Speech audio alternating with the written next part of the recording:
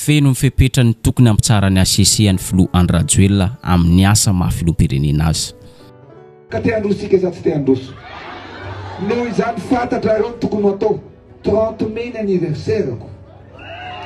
Noho izany za mba te azo vaovao tsara ny Antananarivo hoe ampany miaraka amin'ny président ampandrosoa amenareo cadeau d'anniversaire tsara be rehefa tonga ny 30 mai.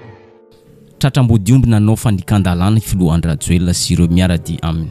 Manao fitetezam-paritra amin'izao fotoam-pifidianana izao, mitokana foto-drafitr'asa ary manao fampelezan-kevitra ho an'ireo kandida volomboasary miarady aminy. Zany hoe raha dika amin'ny fomba hafa dia izao.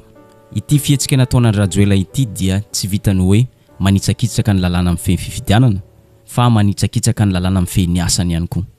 Malohany zany rehetra zany dia tsy hitazam-potsiny ny avy ao amin'ny fanoherana, indrindra fa avy ao amin'ny vovonana firaisan-kina. Ametraka fitoriana izy ireo ary hitaky ny tokony ampitsarana ny Filo Andry Rajoelina amin'ny asa mahafiloam-pirenena azy. Horisantsika rehefa avy eo zany fa ndao hijerentsika inona avy ireo fandikandalana izay nataon'ny Filo Andry Rajoelina izay mety hampitsarana azy amin'ny asa sahaniny. Ny voalohany, ny fitetezam-paritra, arahana fitokanana foto-drafitr'asa, arahana fizarana varitsinjo, menaka, savony, koveta ary jiron'akoho. Ny faharoa, tsy vitany hoe manao fitetezam-paritra mizara ireo kojakoja maro ilaina andavanandro hambabona ny fon'ny vahoaka sahirana fa manao propagande ihany koa izy. Ohatra resaka amin'izany ity propagande nataony tao amin'ny distrikany Ampania ity, toy ny hoe nanentina ny vahoaka izy mba hifidy ireo kandida solombavam-bahoaka miarady aminy. Ary nolazainy ankolaka koa zany rehetra zany toy ny hoe mangataka cadeau d'anniversaire avy amin'ny vahoaka ny Ampania izy, ny mba hifidy ny kandida solombavam-bahoaka amin'ny 7 volana May ho cadeau d'anniversaire amin'ny andro naterahany amin'ny 3 volana May. Olona itabataba, olona tena aminareo olona andeha anohatra amin'ny fampantroana, isakana anaty ho avy aty, tsy handroso mihitsy tsika. Ka te handrosika za tsy te handroso. Noho izany fantatra ireo tokony atao 30 mai ny anniversaire-ko. Noho izany za mba te azo vaovao tsara ny Antananarivo hoe ampany miaraka amin'ny président ampandrosoa amenareo cadeau d'anniversaire tsara be rehefa tonga ny 30 mai. Araka ny hitantsika misary io dia faly ny vahoaka ravoravo nahazo jiron'akoho entina hanazava ny tokantrano.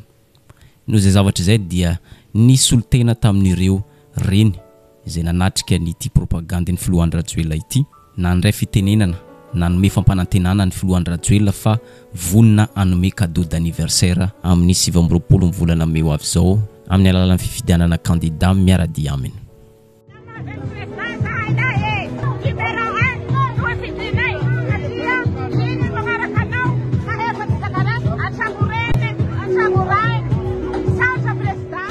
Mety maro ny tsy mahita hoe inona ny olana amin'ny fitetezam-paritra, inona ny olana amin'ny fitokanana izay ataon'ny Filo Andry Rajoelina amin'izao fotoana fifidianana solombavam-bahoaka izao. Raha ny lalàna amin'ny fehiny fifidianana no jerena dia fanitsakitsahan-dalàna izao zavatra ataon'ny Filo Andry Rajoelina izao. Araka ny voalazan'ny article 61 dia tsy azo atao ny mitokana foto-drafitr'asa mandritra ny fotoana ny fampelezan-kevitra. Nanamafy izay efa voalaza teo ny Filo teo aloha Marc Ravalomanana rehefa tonga nanotrana ny kandida atolotry ny firaisan-kina tamin'ny propagande izy.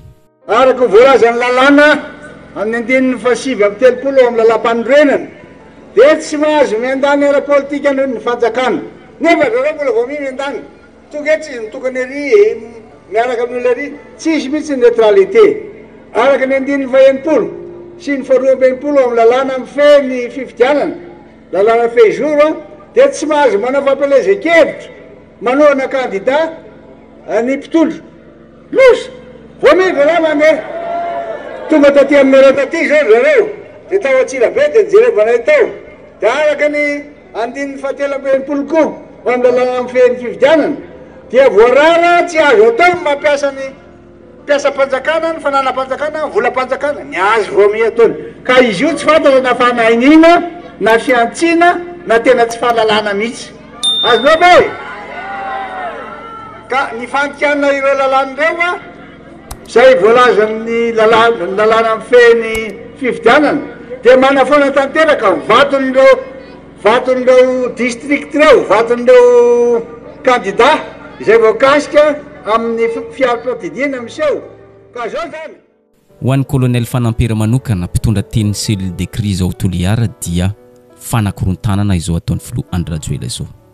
Ny antony dia izao, amin'ny fotoanan'ny propagande mihitsy no nisafidianany nanaovana ny fitetezam-paritra. Tsy vitany hoe manao fitetezam-paritra fa miandany manohana ny candidat izay miaradi aminy. Midika izany fa fanaovana tsinotsinona ny lalàna velona misy eto amintsika ny ataon'ny filoha Andry Rajoelina. Nefa dia olona manam-pahaizana daholo ny olona manodidina azy fa nahoana no avelan'izy ireo mandika lalàna manitsakitsaka ny lalàna velona misy eto amintsika izy. Ndao enotsika ny feo avy amin'ny colonel Fanampery. Eka lahy tonga soa président fa iha manohana candidat ho député reny ro mitety faritra dikan'izany manakorotam-pirenena tsy tokony hanao an'izay mandritra ny propagande député. Ary laha ohatsy fa nihitanareo tsara zany le zavatra voalaza ao amin'ny télé ao hoe tampitsy koa ny azo io lefa tampitsy koa ny daty fanaovan'ny député propagande. Ino le nidikan'izao ka hoy eo hoe karaha ty va le ao raisin'ny président olo tsinotsinona le olo vahoaka hoentiny. Misy olo mana diplôme ambony anignao e, misy mana doctorat ka tsy tokony hivazavaza fa olo mahity. Laha vao mihetsiky kely anao monsieur le président fa haindry zalahy fa haindry toy zany mitongela sala amizao toy mitongela sala amizao ka tsika zany tokony hagnara-dalàna. Ary ho anareo zay manodidina ny président nareo koa le mampiditra ny président ankizy io. La tsy mahay lalàna va nareo la tsy kobohinareo i président tsy mety raha ataonao toy, président tsy mety raha ataonao toy. La ny mangina avao nareo fa manao zay dany ny kibony lozany raha ihatranytsika toy. Zava-doza amin'ny mahafiloham-pirenena azy ny fanaovany Andry Rajoelina ny fampelezan-kevitra indrindra fa fiandaniny amin'ny candidat tokana dia candidat izay miaradi aminy. Raha ny voalazan'ny lalam-panorenana andininy fa 7 dia ny asan'ny filohan'ny repoblika dia tsy azo ampirafesina amin'ny asa-panjakana, mahavoafidim-bahoaka, asa mandraraha hafa na asa ao anatin'ny antoko politika, vondrona politika na fikambanana na fisahanana ndraikitra eo anivon'ny fikambanam-pivavahana. Raha ohatra ka tratra na hoe fantatra fa manitsakitsaka ireny voalaza ireny dia azo esorina amin'ny mahafilohan'ny repoblika azy avy hatrany izy. Raha toa ka vao mariny ACC izany rehetra izany miaraka amin'ny-porofo. Masika dia masika ny fanehoan-kevitry Rivo Rakotovao. Hoy izy hoe feno ny fepetra tokony andraisan'ny ACC andraikitra ny ampiarina ny lalàna amin'ny filohan'ny repoblika dia tsy iza zany fa Andry Rajoelina. Efa porofo mitohaka mitendy ireny video miparitaka manerana ny tambazoan-tserasera ireny. Araka izany miandry ny fandraisana andraikitra izay ataon'ny ACC ny vahoaka malagasy. Raha ohatra ka tsy te handray andraikitra ny ACC dia aoka metra-pialana avy hatrany hoy Rivo Rakotovao. Voalaza mazava tsara fa tsy azo ny filoham-pirenena fangaro ny asa mampafiloham-pirenena azy sy ny asa ny mampalehibe ny antoko politika azy. Fa hatramin'ny 7 ny filoham-pirenena Andry Rajoelina dia ataoko hoe tena tsy mirarahany mihitsy izany. Fa dia lasa izy tsy fantatro izay ny antony fa dia mazava tsara fa dia manao propagande ho an'ny candidat izay natolony izy. Dia eto zany tsika dia miandry ny ACC. Zany zany tena manahirana hoe ahoana moa zany mba ohatra hoentin'ny lehibe. Zany mety fangaro amin'izao korotana eto amin'ny fiarahamonina izao ka lasa nijakan'ny tsy mpanara-dalàna ny fiarahamonina eto Madagasikara satria inona ary moa zany iza no tenenina, iza no anarina nefa ny lehibe anarina, lehibe alaina tahaka amin'ny tsara hoe fanarahan-dalàna zany. Lalam-panorenana zany resahantsika 7 zany lalam-panorenana ary anisany mampiantona ny filoham-pirenena amin'ny asany. Eto zany dia manao antsoafo amin'ny ACC. Io ary zany lay izy nga président, io ary le izy dia miandry anao zahay. Rehefa tsy anao nareo dia miala fa lasa simba ny fiarahamonitsika. Tsy nitazam-potsiny ny avy tao amin'ny fanoherana fa nanao fanambarana indrindra fa ny avy tao amin'ny firaisan-kina. Filoha teo aloha Marc Ravalomanana no nitondra tenin'izy ireo. Toy izao ny fanambarana. Manameloka tanteraka ny fandekan-dalàna izay ataon'ny filoha Andry Rajoelina ny avy ao amin'ny fanoherana fa indrindra fa ny avy ao amin'ny firaisan-kina. Noho izany mitaky ny hanatsarana izany tsy misy atakandro ny avy ao amin'ny vovonana firaisan-kina.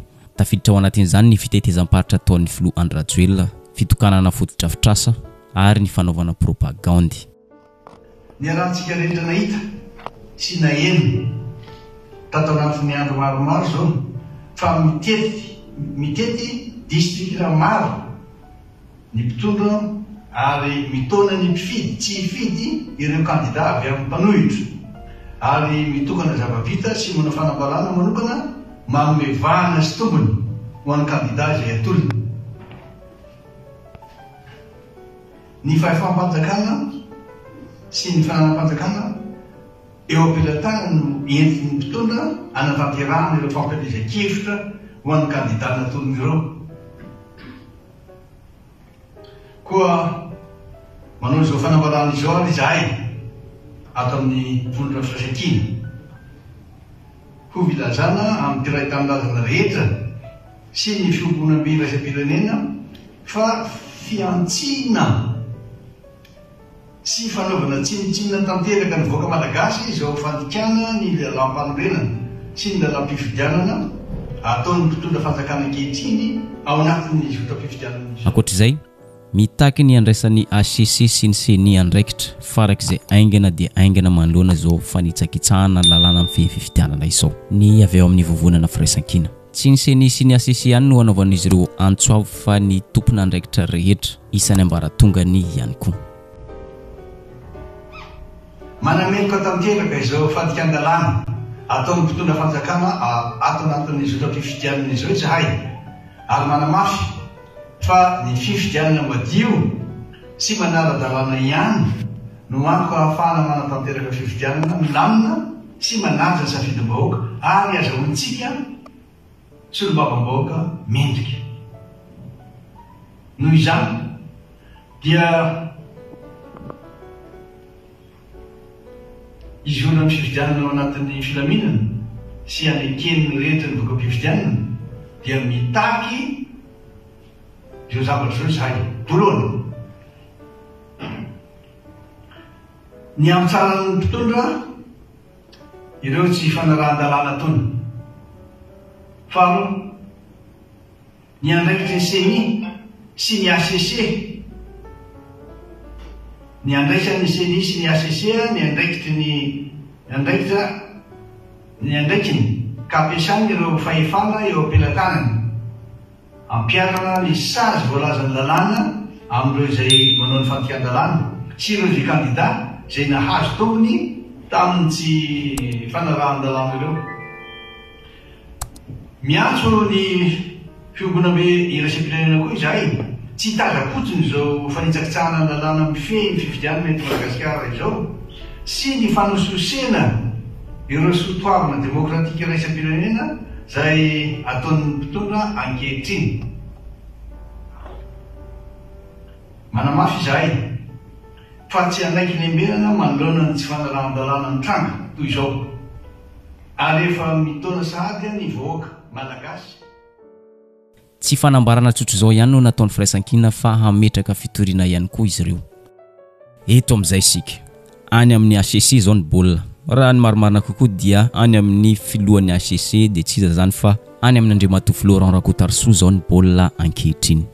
Fanontaniana tsara petraka dia zao, andrena ndraiky ny ve ny filohan'ny ACC manoloana n'izao fanitsakitsahan-dalàna ataon'ny filohan'ny Rajoelina izao?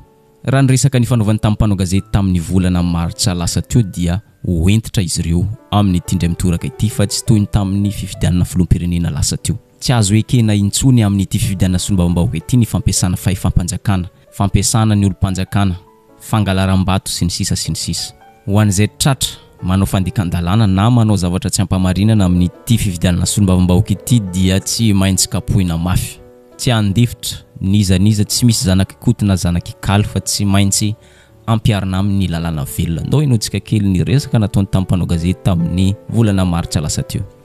Manao basaky tifikaavana karangaranga ka mampitarina zany amin'ny fifidianana ho avy zao hoe araky ny tenitsika malagasy hoe zay manao vinany io ka manao le resaka tsy fahamarinana fangalaram-bato sy ny fampiasana fahefam-panjakana sy fitaovam-panjakana dia tena ikapoka mafy dia mafy zay amin'ity. Araka izany ho ratsy amin'ny filoha Andry Rajoelina ity fandehan'ny toedra raha ity satria ikapoka mafy ny ACC ary tsy andifitra. Toy izao ary ny mety ho sazy ampiarin'ny ACC ho an'ireo kandida izay minia mandika lalàna na manao zavatra tsy ampamarinana. Ny voalohany, esorina andarana avy hatrany ny kandida izay hita fa manao zavatra tsy ampamarinana. Ny faharoa, ho foanana ny ampahany valim-pifidianana na mety ho ray manontolo fa arakaraka ny toetra fa misy. Ary ny fahatelo farany dia mety afara amin'ny fampidirana amponja. Ndao ino antsika ny resaka nataon'ny tampanao gazety tamin'ny volana martsa lasa teo. Dia eo zany aloha ny sazy amin'ny campagne électorale dia amin'ny fampelezan-kevitra zany dia amin'izay raha ohatra misy fioara-pe fa amin'io zany dia mety fanafoanana le fangalana andaharana na disqualification les candidats raha amin'ny fifidianana kosa dia mety fanafoanana amin'ny apahany na manontolo ny valim-pifidianana zany. Zay le ito ampamaranana dia zao hita miariary fa manitsakitsaka ny lalàna amin'ny fifidianana i Filoha Andry Rajoelina. Hita miariary ihany koa fa manitsakitsaka ny lalàna amin'ny fehiny asan'ny filoham-pirenena izy. Araka ny fanoresantsika teo aloha dia ametraka fitoriana ny avy eo amin'ny vovonana firaisan-kina manoloana ny fanitsikitsahana ny lalam-pandroenana sy fanitsikitsahana ny lalam-pifidianana izay ataon'ny Filoha Andry Rajoelina. Araka izany any amin'ny CENI sy ny HCC ny mason'izao tontolo izao ankehitriny. Andrena ndraiky ny ve izy ireo sa anao an'ilay hoe azo raisina fa tsy mitombina. Raha ny resaka nataon'ny Filoha ny HCC tamin'ny volana martsa lasa teo dia entitra dia entitra izy ireo amin'ity fifidianana sy ny vavam-bahoaka ity. Entitra dia entitra ihany koa izy ireo amin'ny fanajana ny asan'izy ireo amin'ny tindray mitoraka ity. Na dia zany petraka ihany ny ayay manoloana ny lelamamy izay ataon'ny Filoha ny HCC ny andraisana andraikitra ny amin'ity fifidianana sy ny vavam-bahoaka amin'indray mitoraka ity. Tsy miafina amin'ny tsirairay ary tsy miafina amin'ny vahoaka malagasy ny vokatry ny asan'izy ireo tamin'ny fifidianana filoham-pirenena. Amin'ny fomba ahoana moa tsy ametrahan'olona ayay amin'ny asan'izy ireo ankehitriny fa zao kosa nefa ny fotoana manova zavatra. Iza mahalala fa efa niova ny HCC. Efa tsy manao ny fomba ratsy teo aloha intsony ao amin'ny HCC indrindra fa ny filohan'ny HCC Florent Rakotarsou. Noho izany andrasantsika ary ny mety fandraisana andraikitra izay ataon'izy ireo ary izay ihany koa mamarana ny videontsika. Aza dino misabone sy manisy amin'ny videontsika amin'ny manaraka indray.